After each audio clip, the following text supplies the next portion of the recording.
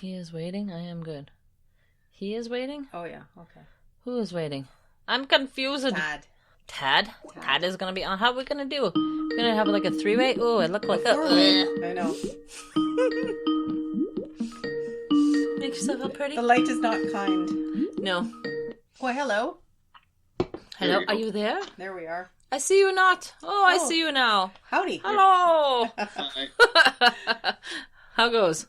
We'll see how this goes. Good. So Todd's waiting. Okay. Not super familiar with this. How do we connect to I him? don't know. Oh, I've only used this like twice before. We know nothing. I'm going to see if I can add him here. I might be able to. Yes, I think that's how you do it. Throw the tin can out the window with the string and see what happens. I'm just going to text him and make sure he's picking up here. Yeah, right. So where are you? He's in the can. Well, that would be an interesting podcast. Podcast from the pooper. Poopcast. Yeah, we're a little weird. Yeah. Hello. Good evening. Hello. To join. This is so weird. There you go. It is so weird. It is very weird. So this is Sher and this is Jas. Hi, Hello. guys. Sean. That's Sean 1 and Sean 2? We didn't know your name, so that's what For we the longest referred. time. We were like, it's Sean 1 and Sean 2. Out of kindness and love and respect, nothing more than that. Yeah, that's Todd, and I'm Sean. All right. Hi, guys. So we're recording. This is Jas Sher. We are with SeanGeek Podcast in Winnipeg, and you're listening to Giving Up the Ghost. And we want to invite the boys to tell us some of their hometown ghost stories. They're transplanted Winnipeggers, but Winnipeggers nonetheless. So we just wanted to welcome you to our show. Thank you for coming. Welcome. Yeah, thanks for having us. We're very casual, and I edit shit out. I'll make you sound like a rock star later. It's okay. So, but how long have you boys lived in Winnipeg? Since 87. Yeah. We moved here in 87. So you guys were quite young then, eh? Yeah. Well, our dad used to work for CN Rail in the Moncton shops. And at that time, I guess they were closing the shops down. So we ended up moving out here. Wow. Okay. All right. Oh, I see you're Winnipeggers for sure. Yeah. Then. Yeah. 87. Yeah. Holy shit, where were you Oh, like? yeah. Been here a while. I think we We've graduated lived here then, longer than we lived back home, so Right. a lot longer. So, well, no, thank you for coming on our show. And we really didn't get to say much to you guys during the MB Podfest, which was too bad. And then just scheduling, we couldn't make it out to the coffee get-togethers and stuff. We actually, I didn't make it out to the last one for a little bit though, but Yeah. yeah. And then we couldn't make the last one. So maybe the next one. The next one is like on the 15th or something. I don't know. Yeah. Is there one this month? Yeah, I'm getting drunk on the 14th 15th, though, yeah. so I really have a Christmas party. We'll figure it out. I don't know. I was hungover the Manitoba Podfest, by the way, Badly. because it was like my 50th birthday the night before. before. No. Yeah, I was a little green. That's why I was like slamming the beers beside you, just so you know.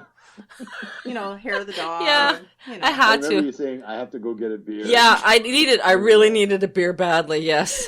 Donut hangover breakfast. Yeah, that was it. Yeah. And thank God they sold beer there. Thank God, She wouldn't have shown up. because I would have chewed your arm off probably. The Robins? Oh, no, sorry about the Podfest at the MB Podfest. Oh yeah, that was bad. No, not Robin's. No. Coffee cup. Coffee. Oh well, that's been known to happen sometimes. Bring your Yeah. own flask. Yeah, that's happened. Worse shit happens in this city, I tell Yeah. you. Anyway. Nice. But you said you grew up in Moncton, and you said you lived in a haunted house, hey? Yeah. Yeah. Yep. Freaky? Oh, yeah. Freaky stuff? Well, Todd, why don't you start? So we were both Okay. stayed in the same bedroom at different times. So Todd was in that bedroom first, right, Todd? Yeah. Well, back in the day, I guess we were up in the attic and kind of looking around, and they had some newspapers there. Okay. And we're looking at the dates on them. And the oldest one we found was 1899. Oh, Holy shit. So this was an old house. Mm-hmm. So when you went upstairs, if you went directly to the right, that was our parents' bedroom.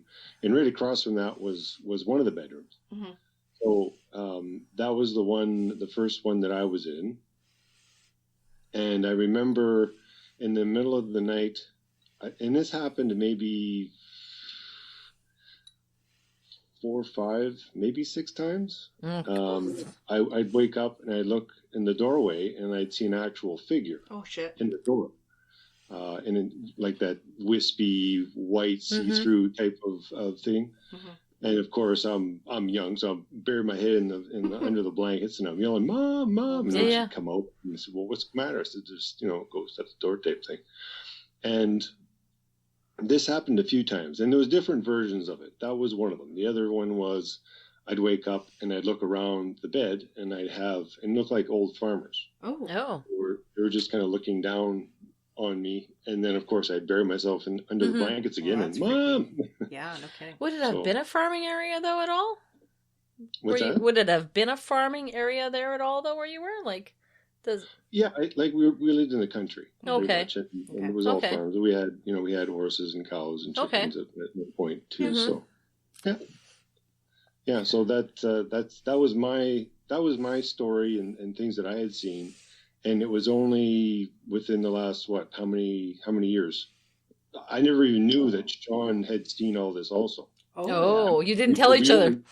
No, we and it was just recently, like within the last 10 years, we had spoken about something, and it says, yeah, when I was in that room, I could, I saw stuff. Oh, really? No shit. So it's kind of freaky. Yeah, it is freaky. I was in that room after, like, when you got older, Todd, you moved to that far bedroom, which was the bigger bedroom, and I moved into Todd's old bedroom. Mm-hmm. Okay. And like late, I don't remember what time, but it was usually later at night. I'd wake up in the middle of the night, and I'd see someone kind of, I don't know if you can see me here, but he's kind of leaning up against the door frame, watching you. And and he had like overalls or coveralls. Really? And just kind of looking down, and it was a distinct, like, it was a distinct shape. Like, I thought it was my dad or somebody, and then it's like, but it's too fuzzy. Yeah. Oh. And then, but that's very descriptive for both of you. Yeah. Like, seriously. Especially that you confirmed each other's sort of same sightings. That's really creepy. I didn't know about what he had actually seen. Yeah. I'm just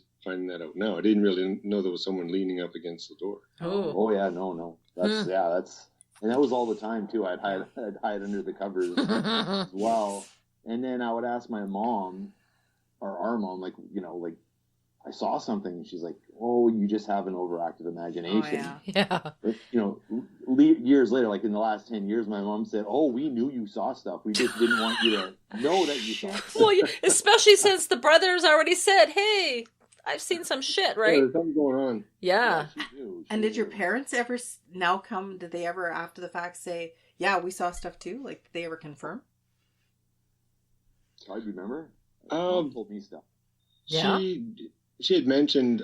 Now I'm not too sure it was Mr. LeBlanc or whoever it was who had passed away in the house. Oh, is it who it was? He passed in the house. He passed in the house in that bedroom. Oh, yay! Oh, okay, nice. Revelations with Jas and Sher. Oh my God! I'm going to share the story. So, Mom actually asked the family that previously owned the house. So this would be like the grandkids or great grandkids or something. Because it was that family always lived in the house until my dad bought it. So it was, I don't know, 3 generations, whatever that works out to, like 3 generations or something. Right. And then so Mr. LeBlanc died in the house, and he was in that bedroom, the bedroom you and I had each at one time. Right. And he was dying in the bed, and he died in that bed in that bedroom. So they were having like a vigil around the bed, like all the sons and whatever. Is so that why? Is that why I saw people around the bed? Yeah. Shut up! Don't even say that. Really? Oh my God!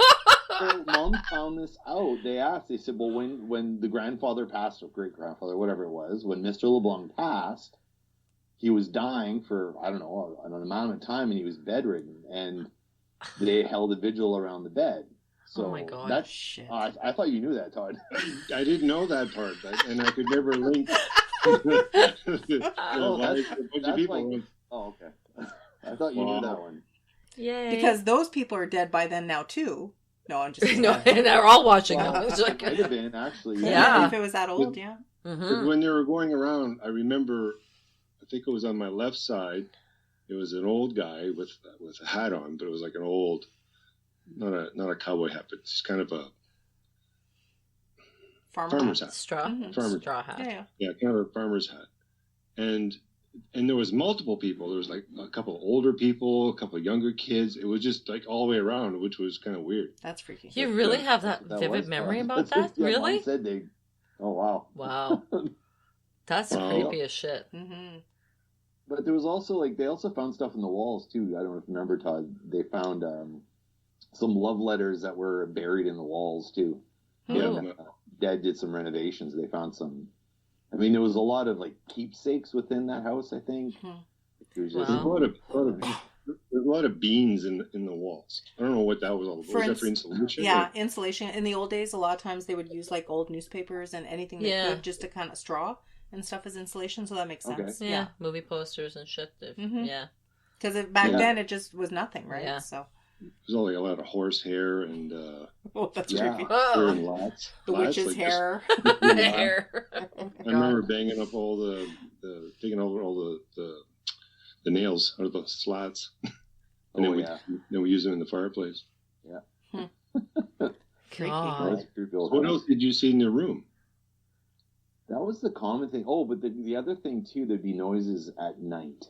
Oof. So I talked to Mom about this a lot. So Dad worked the night shift. He worked midnights or whatever it was, like or something like that. He was gone. So Mom would actually stay up most of the night because she was terrified. Because this is the middle of nowhere too. Oh, you're like in a farm. Here she is with two young kids, and so she had trouble sleeping until Dad got home. So she'd kind of stay up and read her book in bed, and there'd always be these noises, and she'd like freaking out, but didn't want us to know. So one night she heard that there was a Mr. LeBlanc that had lived there and had passed away in the house. So one night she said, "Okay, Mr. LeBlanc, that's enough. Can you stop? We're looking after your house. We're doing the best we can. We're trying to raise a good Christian family or whatever it was." Yeah. And then it stopped. Because it was like every night, Mom said, or for a long period of time, there was that knocking. It was like at the front door. God, she must have been sleep deprived. No kidding. Oh yeah. So the first night that Dad got off night shift, he would actually be home at night. They're both lying in bed, and then Dad's like, "Eileen, what's that noise?" "Oh, that's just LeBlanc." Yeah. No. She said, like, who's here? That's the laundry line that's just banging against the house. And then 2 minutes later, "Eileen, what's that?" "Oh, that's just the screen door. It bangs a little bit every once in a while." And then, he's hearing all these noises he's never heard before. Oh, really? The day. Yeah. And then eventually, 5 or 6 noises in, "Eileen, what's that?" "Oh, that's just Mr. LeBlanc." My dad was, "What? What are you talking about, woman?